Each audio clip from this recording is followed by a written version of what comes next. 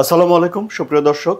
মিশরে হামাস এবং ইসরায়েলের মধ্যে আলোচনার তৃতীয় দিন অতিবাহিত হয়েছে এবং এই তৃতীয় দিনে কি পাওয়া গেল, কি বিষয়ে আলোচনা হলো, কারা সেখানে অংশগ্রহণ করেছে সে বিষয় নিয়েই এই কন্টেন্টে কথা বলবো। তৃতীয় দিনের আলোচনার পরে সবচেয়ে বেশি উচ্ছ্বসিত মার্কিন প্রেসিডেন্ট ডোনাল্ড ট্রাম্প। তিনি তার মালিকানাধীন সোশ্যাল মিডিয়া সোশ্যাল ট্রুথে একটা স্ট্যাটাস দিয়ে দিয়েছেন এবং সেই স্ট্যাটাস থেকে আমরা যে তথ্য জানতে পেরেছি সেটি হলো যে ডোনাল্ড ট্রাম্পের যে পরিকল্পনা তার প্রথম পর্যায় বাস্তবায়ন করার জন্য হামাস এবং ইসরায়েল একমত হয়েছে। ডোনাল্ড ট্রাম্পের এই শান্তি পরিকল্পনার মধ্যে 20টি ধারা রয়েছে এবং এর ভিতরে এই যুদ্ধ বন্ধ করা, যুদ্ধবিরতি, বন্দি বিনিময় এবং হামাসের ভবিষ্যৎ, গাজার ভবিষ্যৎ, গাজার পরবর্তীতে কিভাবে শাসন করা হবে, এই সব বিষয় রয়েছে। তাহলে তৃতীয় দিনে যেসব বিষয়ে সমঝোতা হয়েছে দুই পক্ষের মধ্যে সেটি কিন্তু পুরো সব বিষয়ে সমঝোতা হয়নি, সমঝোতা হয়েছে প্রথম ধাপে। অর্থাৎ প্রথম ধাপের ভিতরে কি রয়েছে? প্রথম ধাপের ভিতরে রয়েছে যে একটা যুদ্ধবিরতি এবং বন্দীদের বিনিময় করা। তাহলে এই আলোচনার পর জানানো হয়েছে যে ডোনাল্ড ট্রাম্পের পরিকল্পনার প্রথম ধাপ বিষয়ে হামাস এবং ইসরায়েল এই যে একটা সমঝোতায় পৌঁছেছে এ বিষয়ে তারা একটা চুক্তি সই করেছে। অর্থাৎ হামাস এবং ইসরায়েলের ভিতরে এখন একটা রিটেন পেপার তৈরি হয়েছে যেখানে তারা অন্তত একটি বিষয়ে সমঝোতা করেছে। সে বিষয়টি হলো বন্দীদের ছেড়ে দেয়া, জিম্মিদের ছেড়ে দেয়া এবং এজন্যে যেই ইসরায়েলের সেনাবাহিনী এখন গাজাতে যেখানে রয়েছে সেখান থেকে একটা নির্দিষ্ট দূরত্ব পর্যন্ত তারা পিছিয়ে চলে যাবে। অর্থাৎ গাজার একটা বিশাল অংশ মুক্ত হয়ে যাবে যেখানে ইসরায়েলের কোনো সেনাবাহিনী থাকবে না। এখন এই মধ্যস্থতার বিষয়ে এসে কাতার এই তথ্য জানিয়েছে। তারা বলেছে যে চুক্তি যা হয়েছে এই বিষয়ে বিস্তারিত তথ্য পরে জানানো হবে। তবে আপাতত আমরা যতটুকু জানতে পারছি সেটি হলো যে জিম্মিদেরকে ছেড়ে দেয়া এবং ইসরায়েলে আটক ফিলিস্তিনি বন্দীদেরকে ছেড়ে দেওয়ার বিষয়ে দুই পক্ষের ভিতরে একটা একমত হয়েছে তারা, এবং সেনাবাহিনী পিছিয়ে নিয়ে যাওয়ার ব্যাপারেও একটা সমঝোতা দুই পক্ষের মধ্যে হয়েছে। সুতরাং এই সমঝোতার মধ্য দিয়ে কি গাজাতে যুদ্ধবিরতি কার্যকর হয়ে গেল বা গাজাতে যুদ্ধটা কি বন্ধ হয়ে গেল? না, গাজাতে যুদ্ধটা বন্ধ হয়ে যায়নি, গাজাতে যুদ্ধবিরতি তৈরি হয়নি, বরং সেখানে একটা যুদ্ধবিরতি করার জন্যে একটা সম্ভাবনা তৈরি হলো মাত্র। এবং তৃতীয় দিনে এই স্বাক্ষরের মধ্য দিয়ে একটা বার্তা বিশ্ববাসী পেল যে আলোচনা ইতিবাচকভাবে এগোচ্ছে এবং এখনও পর্যন্ত যে মধ্যস্থতাকারী যারা রয়েছে, যেমন ধরুন আপনার কাতার, মিশর, তারা যুক্তরাষ্ট্র, তারা সফল হয়েছে। এবং এই যে আলাপ আলোচনা হচ্ছে এই আলাপ আলোচনাটা যথেষ্ট উচ্চ পর্যায়ের লোকদেরকে দিয়ে হচ্ছে।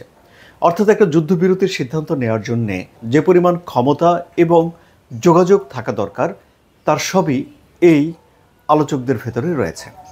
যেমন ধরুন কাতারের প্রধানমন্ত্রী এখানে যুক্ত হয়েছেন, কাজে তিনি সহজেই ইসরায়েলের প্রধানমন্ত্রীর সঙ্গে যোগাযোগ করতে পারবেন ফোনে, ডোনাল্ড ট্রাম্পের সঙ্গে যোগাযোগ করতে পারবেন ফোনে এবং হামাসের নেতাদের সঙ্গে যোগাযোগ করতে পারবেন ফোনে। সেই অ্যাক্সেস তার আছে, এটি আমরা ধরে নিতে পারি।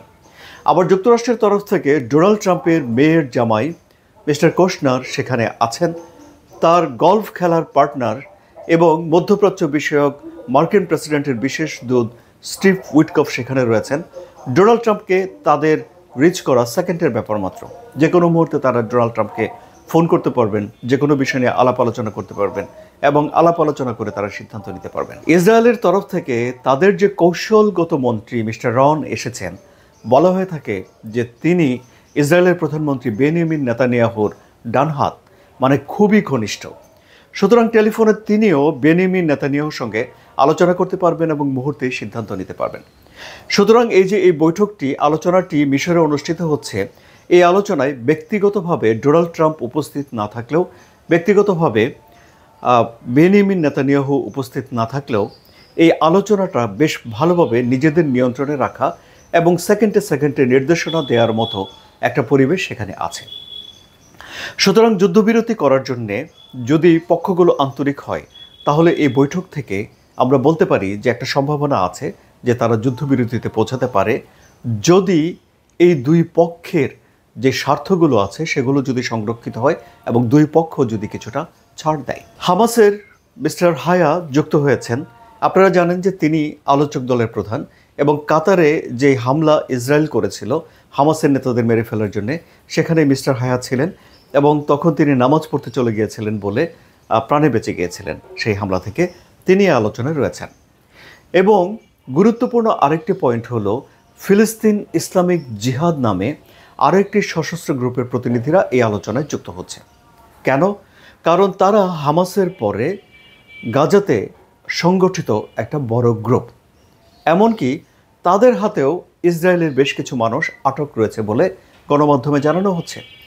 সুতরাং ইসরায়েলের যত মানুষ ফিলিস্তিনের গাজা বা অন্যান্য কোনো গ্রুপের কাছে আটক থেকে থাকলেও তাদের সবাইকে একযোগে মুক্ত করে দেওয়ার জন্যেও একটা উদ্যোগ নেওয়া হয়েছে এই আলোচনায়, এটি আমরা স্পষ্ট করে বলতে পারি।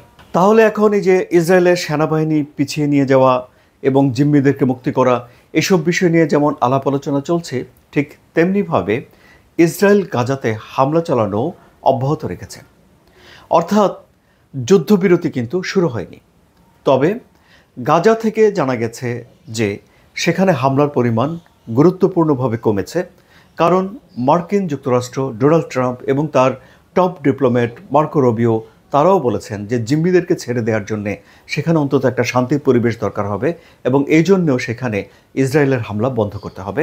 ইসরায়েলও বলেছে যে তারা তাদের সেনাবাহিনীকে হামলা করা থেকে বিরত থাকতে বলেছে।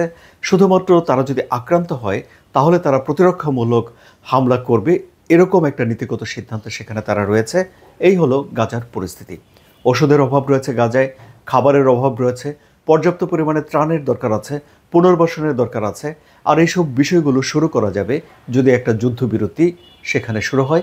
আর এই যুদ্ধবিরতি নির্ভর করছে এই আলাপ আলোচনার উপরে।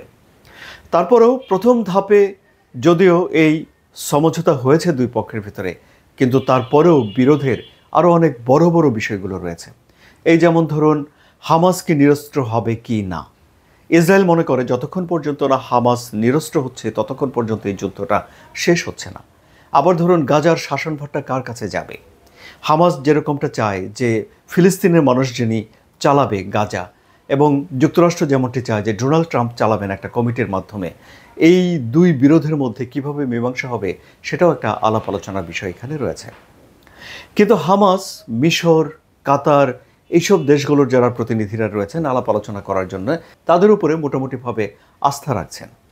ফলে একটা নমনীয় পরিবেশে সেখানে আলোচনা এগিয়ে যাচ্ছে এবং তৃতীয় দিনের আলোচনা তুলনামূলকভাবে সফল হয়েছে বলেই আমরা বলতে পারি।